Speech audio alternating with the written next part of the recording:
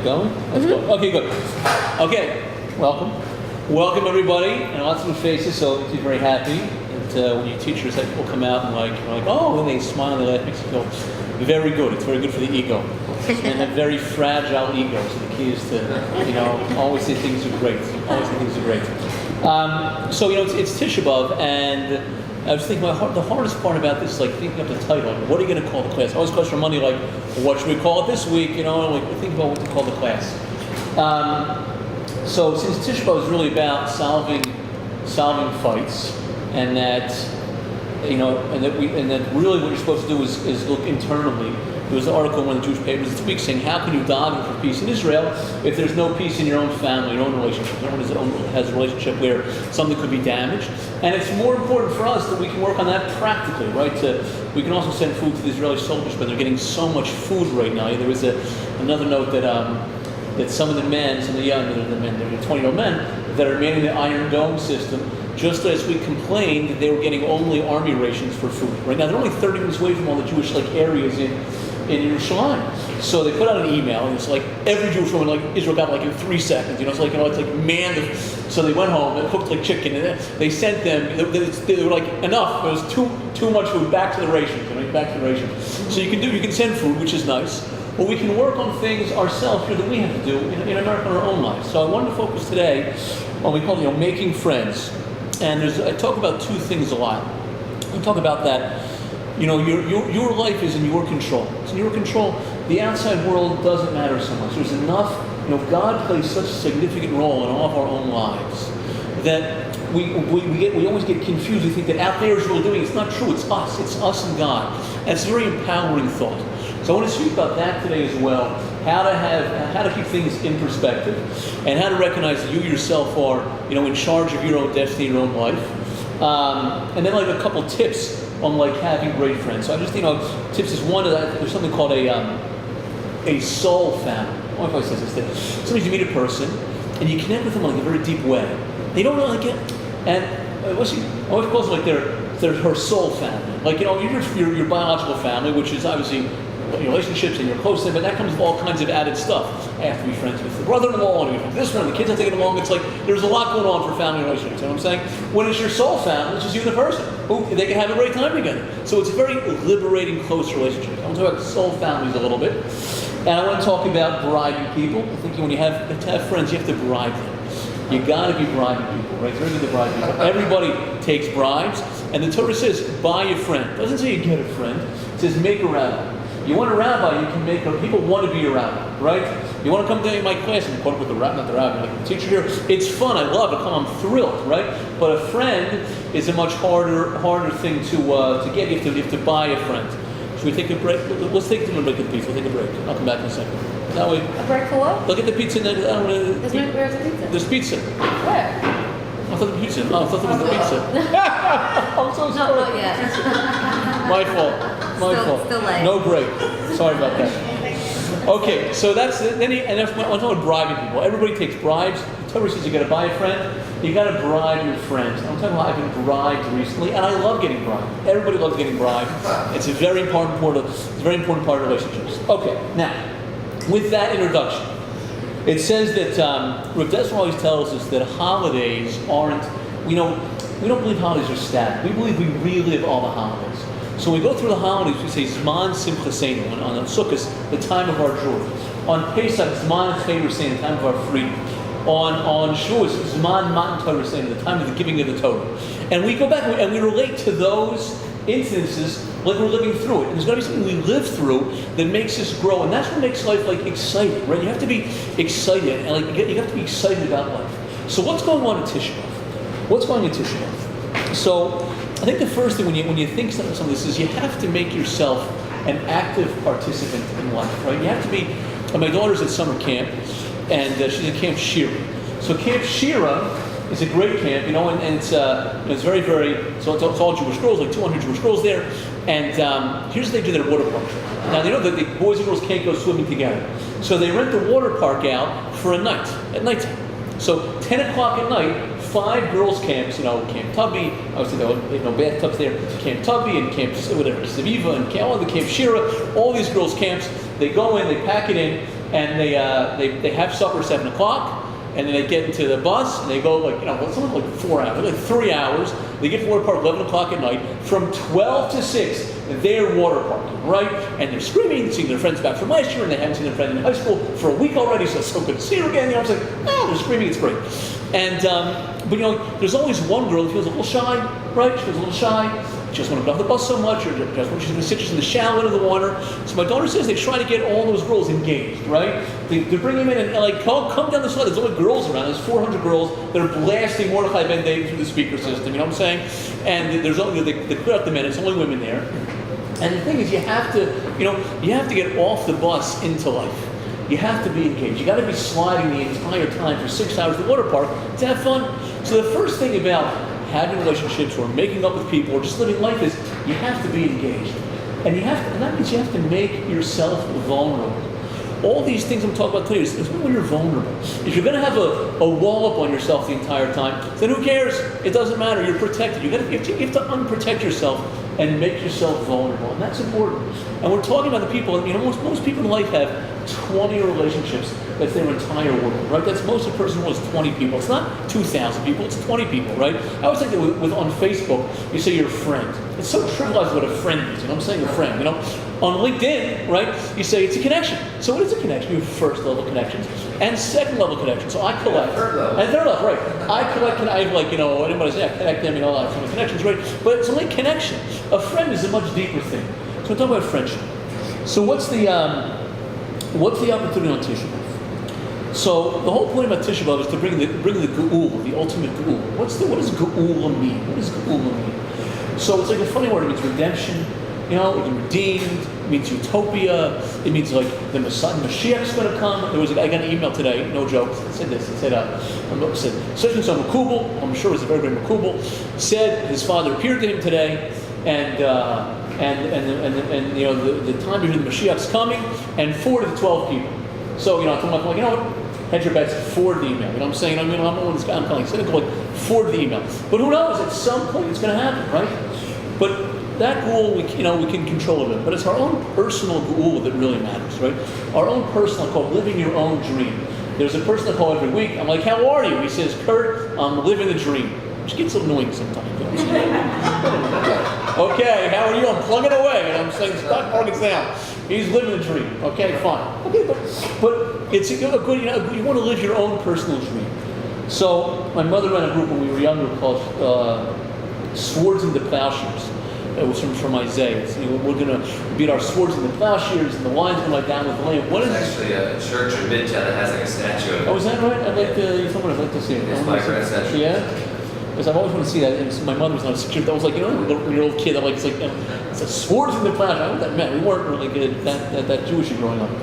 And what's the opposite of Geula is Golos. It's like, is the opposite of those things. Is kind of not living the dream, being stuck in your own, another day, I'm saying, of go on regular. You want to do more than that in life. You want to do more.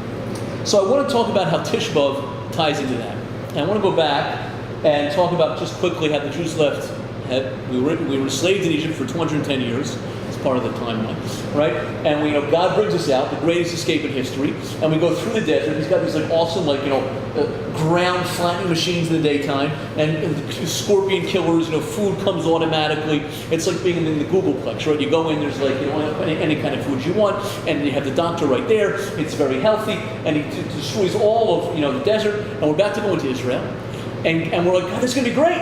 You destroyed the Egyptians with 10 plagues. You knocked out all the scorpions in the desert. It was the smoothest road ever. It was all 72 degrees and air conditioned. And my iPad worked, and there was free Wi-Fi there. It was awesome. Now, what's going to be? Well, I can't wait to see how you're going to take us into Israel, right? And so God's like, no. I'm not taking you in. Like, what do you mean not taking us in? Like, you've been with me the whole, it's like the whole time. You know what I mean? What do you mean? No, he says, no, you're going to, if you read the fine print on the contract, it's Jews leave Egypt under God's, wings, leave on wings of eagles. When we get to Egypt, Jews, and right here in the book, in the Bible, it says Jews enter themselves, God exit stage left, right? What's going on? The Jews are very, very scared. They're very, very scared, with good reason, right? It's like, my son is 7 years old, so at 7, he loves his father very, very much. We have 5 daughters and one son, so we have 5 daughters and one son. And so he's He's 7, so he's very courageous until bedtime. Bedtime comes, he's like, will you lie with me? And I'm like, until you're 50, kid. You know what I'm saying? You know what I mean? Like, you want it to be, but at some point he's going to have to grow up and do things on his own, right? But at this point he's very aggressive all day long until it's bedtime. He still needs, his father. He needs his father. And so you got to, get him out of that. So the Jews, they need their father. They took us out of Egypt. How are we going to go into Israel by ourselves? So God said, well, you'll be fine. You know what I mean? So they sent in spies. They're very scared. They send in spies to spy out the land. When they go to spy out the land, the Midrash Tanchuma says there's a very specific thing. Because if you go into the land of Israel and you check or not to see if the cities are strong cities, if they're fortified, if they have 10 feet walls, if they have barbed wire, if there's guards outside, then you know what's going on, right? If they're strong or not.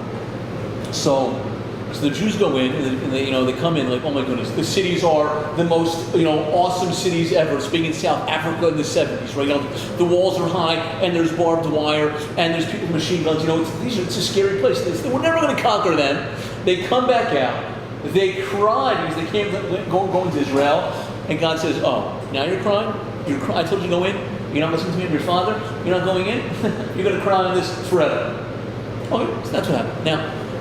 So we have to relive that moment. That's happening right now. This is like when this happened. So we're reliving that feeling they had right now. So they're crying. We're crying. Why are we crying?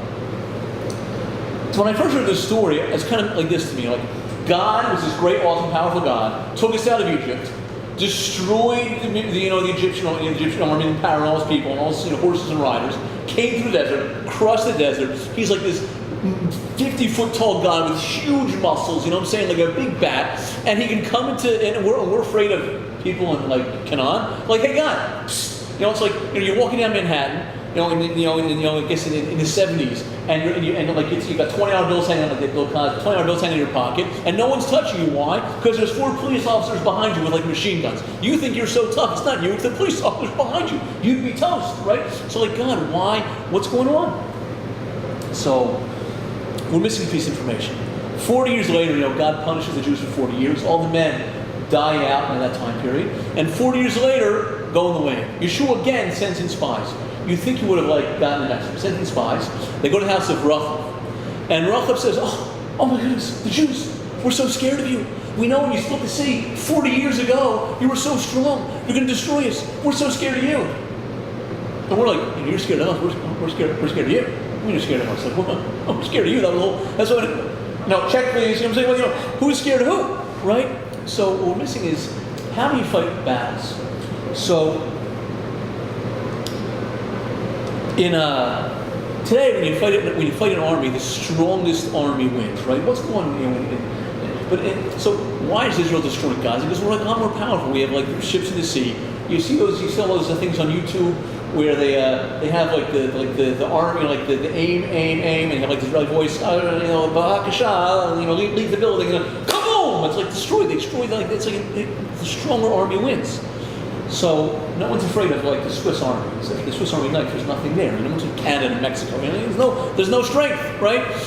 Thank you for that. I love my jokes. Good. I'm going to tell my wife somebody laughed at my jokes. It's perfect. It's great. Oh, right. That's for 2 laughers. You see. So in the antiquity, you won battles based on whose God was strong. That's how battles were won. It was about God. So why did God split the sea for us?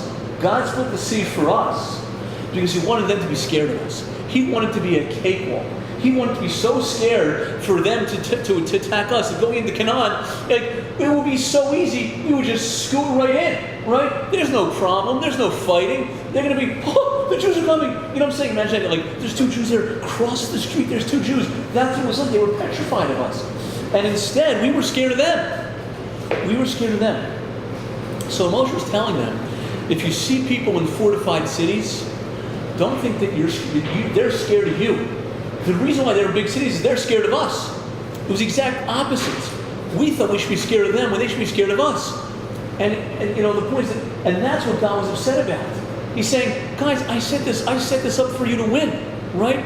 I said you can't lose. It's like my son, like I pitch him a ball, you know what I'm saying? And I'm like, Yosef, you're going to hit a home run. And he's going to swing. And as long as he hits the ball, 1 inch, I take the ball, I throw it so far over the first baseman's head, it's over the railroad tracks, right? He runs to first. I'm like, go second, third, come. He can't, of course he goes. I want him to build self-confidence. He's winning. I'm contriving the whole game for him, right? That's what it's the same thing. God contrived the whole game for us. And we didn't even see it. We didn't even see it. And so many times in life, especially that's what God wants us to see is that it's not the reality that matters. It's not the outside world that matters. It's our perspective of the outside world. We thought strong cities means they're scared. We're scared of them. Strong cities means they're scared of us. And what's so big? Like, it's so silly. Of course they're scared of us, right? Today in Manhattan, you can walk from 26th Street to the Upper West Side on Broadway at 2 in the morning, and it's totally safe. It wasn't that way, but it's totally safe. Big city's totally safe. Doesn't matter, right? It wasn't that way 30 years ago. Usually. I'm saying usually, for the most part, and it's a safe place. It's a safe place. There's cameras everywhere these days, There's cameras everywhere. So that's the first step, that to recognize that we have a Father in heaven who loves us, who is orchestrating our life for us, who wants us to do the right thing, who's setting up so we can't fail. We can't fail. And what does he ask from us? He asks that, the people closest to us we make peace with, that we're good with. And we get so caught up in our way of doing things or our view of the world. It's not true. God is his view of the world. And the more you let God in, the more those things go easy. Those things go much easier that way. So that's if I had a friend in the Israeli, my friend's son's in the Israeli armies, and one of the elite brigades there. So they said when they tested him in the army, the physical test is strenuous, but the psychological test is almost like more strenuous, right? So they drop you in the middle of the desert, and they give you a compass and a knife, and like sort of a map. And you have to get your 4 comrades, get on the Jeep, get the Jeep started somehow, and get back to base in like 2 hours, right? It's very, very hard. So after a minute, you're out. And you have 3 chances to make it. 3 chances, right? And so the first chance the guy lands, and he's got like his compass knife on, he's got the knife and the compass, and there's the sun setting that way, and that's it. And you got to find the guys, and he finds the first guy who is supposed to be capture a person. He cuts him loose, fine. Then they go to the second guy, and they go to the second guy in a stretcher, and they got to carry him to the third guy, and the clocks always go in, and you got to figure out everything yourself. And then they get back, just before the base, by the 2-hour time limit, and something goes wrong. In this case, the stretcher broke, right? The stretcher broke. He missed his first chance. You only get 3 chances, or you're out. You got to start all over again like an idiot.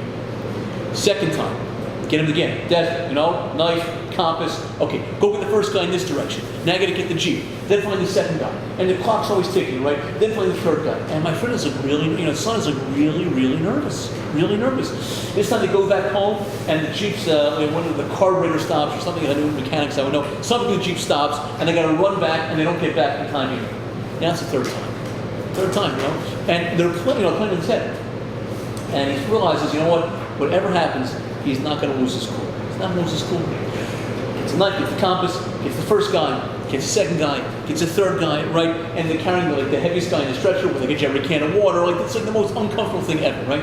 And the time runs out, and he keeps on going, right? And he gets back to kind of like the base a half hour late.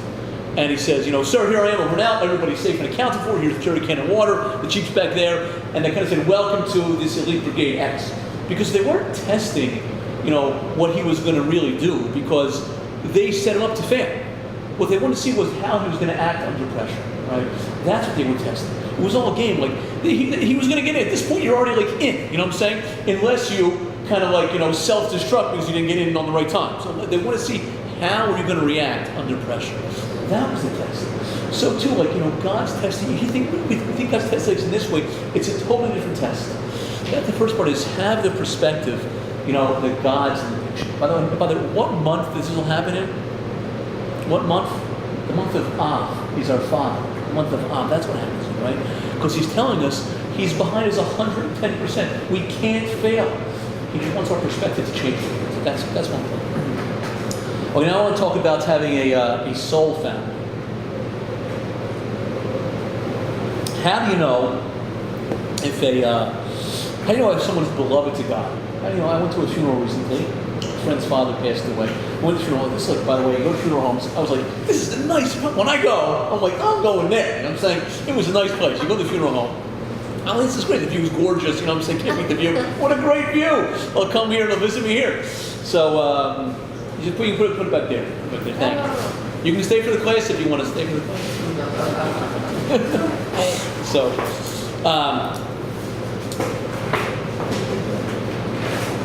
so you go to the good funeral, and at one funeral there's two funerals at my friend's funeral, and there's another funeral which I'm kind of like a part of because I kind of parked in the wrong direction. And it happened to be a very there was like two Maseratis next to me, a couple Porsches. I'm like, this is like an established guy who went.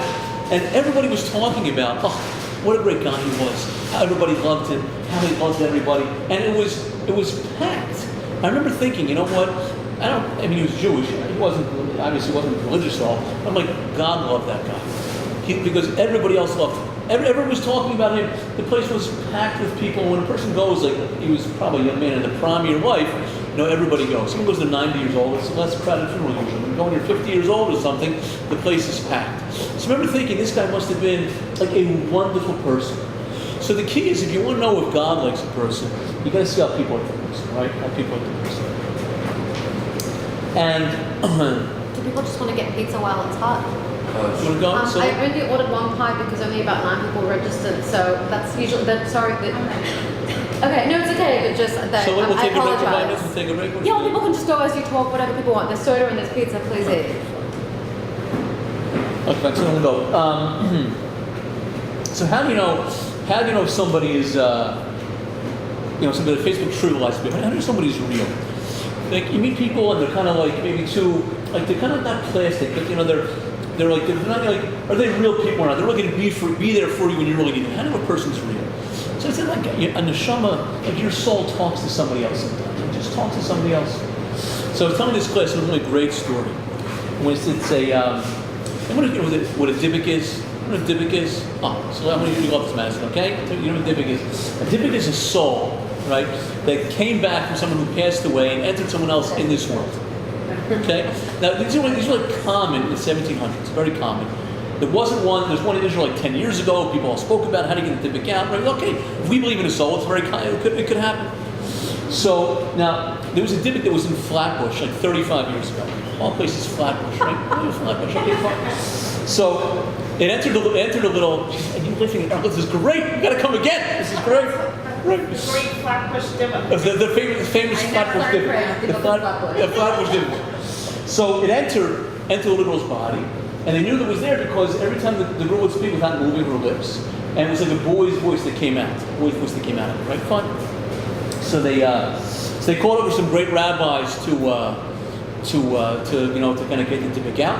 And probably like the dibbick, what it says is when someone comes over to it, so it says, it can reveal secrets. First guy comes over and says, you're no great rabbi. The other day at shul, you said this person, and that to that person, and you weren't nice to this person. And it was like, he got run out, right? Next person comes in, and he tells him, you think you're a rabbi, this thing happened, that thing happened, the guy runs out, right? Guy runs out. So a dibbick, like, it's like, how does it know that? Because souls talk to each other. Like a neshama can talk to another neshama. And that's why you have someone who's close to you who really can can connect like right away with somebody. Anyway, so they end up getting a person, they got this dibbick out. But it makes me, it's like the person, it's not God. So how does that person know? How does that person know what someone else did wrong? How do they know? How do they know? It's because, it's like when you play baseball and you're a kid and you see a kid that had a bruise, right on his arm here. So the guy had a bruise here. He had a ball when I was Little League. If he had a bruise here, it's because he slipped a plate like this and the ball hits you, right? And that's the other thing. You were playing, the pitcher must take you through a brushback pitch and you got hit right here. So if you weren't playing baseball, you didn't know that was a brushback pitch. You made it the parents' kid. The parents said, no, that was a brushback pitch. That was where you got hit that way. So So that's where, it's important to know that you have those soul relationships. And I'm talking about this too, that you have to bribe people, right? I think it's very important to bribe your friends, There's two, I have a friend of mine, his brother actually is not married. My friend's married, he's 50 years old, he's 45, still lives in Vegas. And he never got married. And he loves being a bachelor, right? He loves being a bachelor. So, but he said whenever he gets sick, he calls my buddy, who's his brother. So he said to him, he says, you know what? I guess being a pastor is not so great because when something really, when push really comes to shove, you know, you call me. He said, you call me. It's not that you're so terrific when things are great, but as soon as things are, sniffle, you call me. I got a flying from California to save you. So it's not like, that's what he said. So he said, with your family, there's a sense sometimes of responsibility no matter what, right? But with friends, not always that way. There's two mitzvahs in the Torah that are funny mitzvahs. The mitzvah of honoring your parents, right? And there's a mitzvah called Shul Chakem. Now, mitzvah honoring your parents is a very, very hard mitzvah. It takes decades to honor your parents properly. No, I'm fine, thank you. It takes decades to honor your parents properly. Decades. And for that mitzvah, you get a long life. Why do you get a long life for that mitzvah? Because you think it's going to take up all your time to honor your parents, and rather doing so many other things with your time, so not to say, I'm in charge of your time anyway, I'm going to tell you when you're going to go. So if you do this, trust me, you're going to live 10, 20 years longer because you're taking care of your parents the right way, right? And it's a very, very hard mitzvah to do. And if you talk to people who are involved in that segment of life, which doesn't kick in until your 60s, when your parents are 80 or 85 or 90, and you're 60, it kicks in. It's when you're busy and you got a full life and your own grandchildren, that's when it kicks in. And that would make sense that you should get a very, very just reward for that. That's a very, very hard thing to do. Now there's another mitzvah called Shul Chakem, which is this, which I just did recently myself. There's a bird's nest, and there's a bird hovering over her eggs, right? Hovering over her eggs, and we used to go up to the bird and you shoo the bird away, which I did. She yelled back at me, and you pick up the egg and put it back down. You get the same reward as when you honor your parents for 20 years. Same reward. That's a funny thing, right? Why do you get a reward like that from what? You don't do anything, right? And I remember I was so happy to my friend, my neighbor. A bird nested right on my block, 6 houses up, right on the street. Like, here's the street, here's the first patch of grass, here's the sidewalk, second patch of grass, his retaining wall, there's the bird right there. Mother bird, 8 eggs, like in the middle of the street, So everyone's like, so we're like, no, we do the mitzvah. So I walked over to the bird, and she looks at me like all mean, and I said, "Sss," when she goes, but she walks away, 8 feet. I pick up the egg, put it down. She walks back. People say, if you pick the egg up, it's going to hurt the mother. It's not true. All 400 of us, pick these eggs up, and the mother is still there, and they're going to hatch soon, you'll be fine. For that mitzvah, you get the same reward as you do for honoring your parents. It's like, why? Why is that? Right? Why is that? So God's giving you a message that don't try to calculate things too much. Right? Just do what I tell you, and you'll be okay. But don't take too much into consideration, because you think it's going to be this way, and a lot of these things, it's like trust God. So God tells me, to buy a friend. So recently, I work in Merrill to do investments. I recently got tickets to the Yankees game and to Shakespeare in the Park for people, right? So the Yankees game, sweet, it's like a good ticket, great. So I gave it to clients, and they were very happy, and it changes the relationship, which is kind of like, it's so funny because now I care about them anyway, and it's still a professional relationship. Meaning, I do a bad job with their investments, they're going to find somebody else. But it made them care. It showed them that I cared in such a deep way. It was just the dynamic changed almost automatically. And then with the other people, I gave it to their kids, the Shakespeare in the Park. It was like a newer thing to do, and it changed like that dynamic. Like they were also they were so touched. It was just like a nice, easy thing to do. And I said, these are like. There's so many small things you can do for people. And you should write down this week, your 10 closest friends, and do something once a week for them to Rosh Hashanah. It'll change your relationship with them. And it's so easy to do things, right? And another good, we have lots of Shabbos guests, and not everybody calls to say thank you. It doesn't happen, right? So we don't expect, we just do. But a girl recently called my wife and said, I just called the schmooze. And she was like, you just called the schmooze? Like, one of the things, she was like so happy. The girl just called to check in. We know her for 3-4 years. We know before she was single, and now she's married. And it was just such a nice thing to do. And there's so many little things like that where you go a step beyond it. And I think it makes all relationships better, right? It just does. The more you do for people that way, the more people appreciate things like that. Even if it's like a best friend of yours, you can be your best friend. You do something nice for them, it's a little unexpected. People love it. People love it. And that's what the Torah tells you, to buy a friend. It doesn't matter how close the friend is. Everybody likes to be bought a little bit. Everybody. There's, I gave, recently there's this foundation called the Robin Hood Foundation. So they do great work in the city. So I sent money in honor of a friend as a gift, like a thank you to the guys. You know what? You want a bottle of wine? It's like silly. I sent the money to the Robin Hood Foundation. Not a lot of money. They have huge foundations. Not a lot of money, but a little money. But the guy who signed the note to me, thanking you for my generous contribution, he was like, dear Kurt, he writes in a huge print, thank you for saving lives, exclamation. And I was like, wow, thank you for saving lives. Like, it's made me feel very good. Very good. And he signs it himself. He doesn't pawn that off like the junior people. Like, he signs it himself. And I thought, one, that's very professional. And two, it really did make me feel very, very good. He treated me as the biggest donor there. Thank you for saving lives. I thought that was very, very, very important. And the last thing I want to talk about is this. It says that what are the three most important words in any relationship? Anybody know? Most important words in any relationship. What's that? I love you is good. I love you. What else? I like you is also better, right? Right. Sorry. I'm sorry. Good. What else? Yeah. Thank you.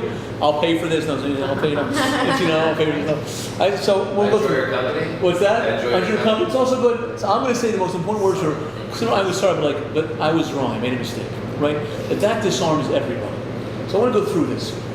The Rambam tells us, because Rosh Hashanah is coming up. Right? I would say the summer, the Jewish calendar is such a mess because you want to have so much fun in the summer, but you feel so guilty because it's already Av's coming up, and then Rosh Hashanah is coming. You can't have fun. If it was in South Africa, and the summer was in January, it'd be much better. It'd be like the off time. But here, the summer is right now. It's you can't start feeling guilty, and Rosh Hashanah is coming very soon.